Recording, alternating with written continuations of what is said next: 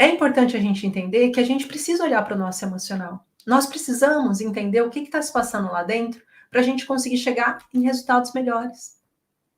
Para a gente conseguir chegar em situações que possam trazer para a gente um bem-estar. E esse bem-estar começa, para quem tem depressão e ansiedade, a partir do momento em que você usa os 3 pilares da cura. Porque se eu quero me curar e eu não domino esses 3 pilares, vocês vão ficar dando voltas. E eu falo isso com carinho, foi o que aconteceu comigo, então eu não quero que aconteça com vocês o que aconteceu comigo. Que eu fiquei dando voltas tentando entender. Eu nem sabia que eu estava vivendo crise de ansiedade, eu nem sabia o que era aquilo. De repente virou ataque de pânico, de repente virou epilepsia. Então tudo isso começou a acontecer comigo num processo muito rápido. E eu era uma jovem que tinha acabado de perder o meu pai.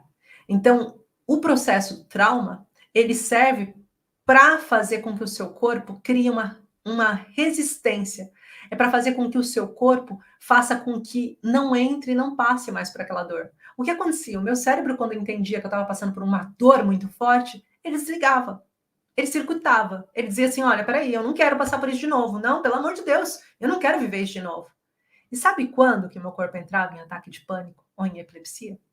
Quando eu sentia cheiro de flores, aquelas flores da rua, que são as mesmas flores que são usadas no caixão, no Brasil, são decorados tudo com flor, fica a flor até a cabeça.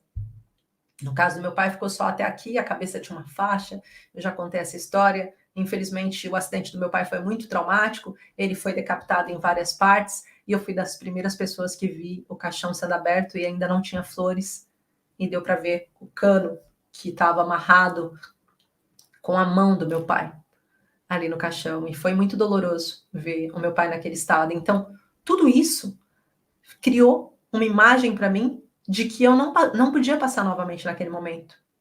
Que eu não podia vivenciar uma história dessa. E aí eu fiquei com esse registro no meu cérebro. Então, sempre que algo me lembrava esse evento, sempre que algo fazia com que eu voltasse naquele momento, o meu cérebro dizia, não, eu não vou passar por isso de novo. E fazia um sonzinho no meu ouvido, eu lembro como se fosse hoje, fazia um sonzinho de e eu desmaiava. Quando eu acordava, já tinha feito xixi, defequei por 2 vezes, acordei no meio do autocarro, desmaiada, com o pessoal da ambulância. Uma vez dentro da ambulância, já nem sabia como que eu tinha ido parar lá. É assim, não tinha erro, eu sabia exatamente onde eu ia desmaiar, aonde começava a minha crise de pânico, aonde que eu queria descer e ninguém me deixava. Então, tudo isso acontecia e eu precisava me proteger, mas eu não sabia como. Só depois de muito tempo, estudando mesmo, com livros, porque hoje em dia vocês vão no Google e acham, na minha altura eram livros, que eu fui entender que aquilo era ansiedade, que eu fui entender o porquê que eu estava com epilepsia e que eu fui entender que eu não precisava tomar os medicamentos que estavam sendo receitados, que eles iam trazer mais consequências ruins para a minha vida a longo prazo do que a curto prazo o benefício que ele ia me trazer. E uma das coisas que eu falei ainda ontem é, eu não posso ficar olhando para os sintomas, eu tenho que olhar para a origem. É a mesma coisa de eu pegar essa plantinha aqui, ó, e começar a olhar e falar assim, as folhinhas dela tão ruins, né? Daí eu vou e penso, só vou cortando aqui e não vou percebendo que lá na raiz ela tá com uns bichinhos. Eu não tô percebendo que ela tá com uns bichinhos aqui ou que ela tá com falta de água. Não tô percebendo que a raiz tá para fora. E aí eu vou tratando aqui em cima. E lá embaixo, ela continua a adoecer. E de repente o próprio tratamento daqui de cima começa a adoecer aqui embaixo. As próprias coisas que eu vou fazendo para disfarçar os meus sintomas começam a adoecer outras áreas da minha vida. Como foi o caso que eu estava falando da Carolina, era por isso que eu ia falar dela, que desenvolveu trombose ocular por conta dos medicamentos antidepressivos. Então é importante a gente ter consciência de tudo isso para que a gente possa também fazer escolhas seguras. Escolhas que levem vocês para o lugar onde vocês desejam estar.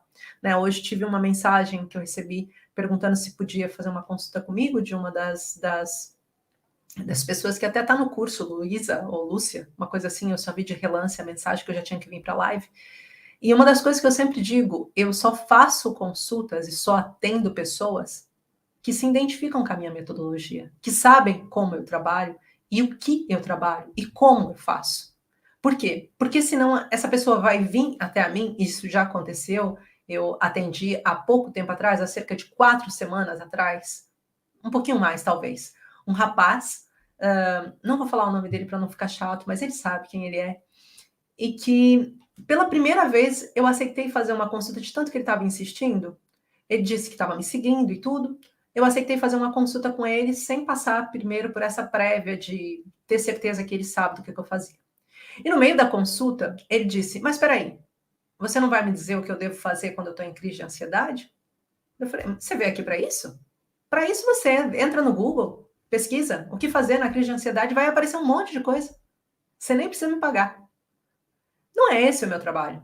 O meu trabalho não é ser psicóloga nem psiquiatra, senão eu teria ido para essas histórias, eu teria estudado para isso, eu tinha média para isso. Não foi isso que eu quis. O meu trabalho é entender a origem da sua depressão, da sua ansiedade e tratar na origem o seu problema, desativando os gatilhos, limpando os traumas, fazendo a modulação neuroplástica, que é a minha técnica especializada, para fazer com que você volte a sorrir e ser feliz. Então, não adianta querer marcar uma consulta comigo se você não conhece o meu procedimento, se você não conhece o que eu faço, né? Porque senão, como que eu vou conseguir te dar o resultado que você deseja se você nem sabe qual é o resultado que eu dou? E perceber, eu tenho afinidade com essa pessoa? Eu tenho empatia por essa menina? Pela Regiane, né? Eu tenho algum contato que possa fazer com que eu me sinta segura? Gente, quando vocês forem escolher um tratamento, escolham um tratamento que faz com que vocês possam saber se vocês têm empatia com essa pessoa.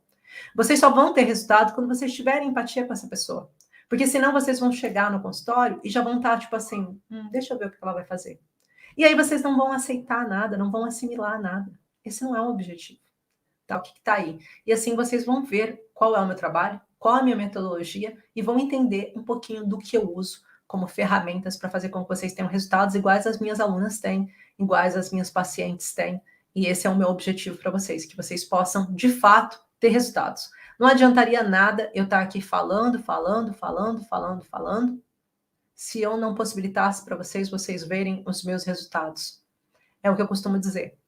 Eu só confio numa confeitaria se eu já vi o bolo ou já provei o bolo, senão eu nem encomendo lá. Por quê?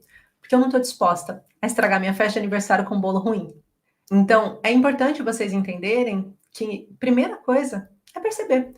Será que o resultado que ela traz... Antes de vocês quererem experimentar, vejam os meus resultados, de verdade.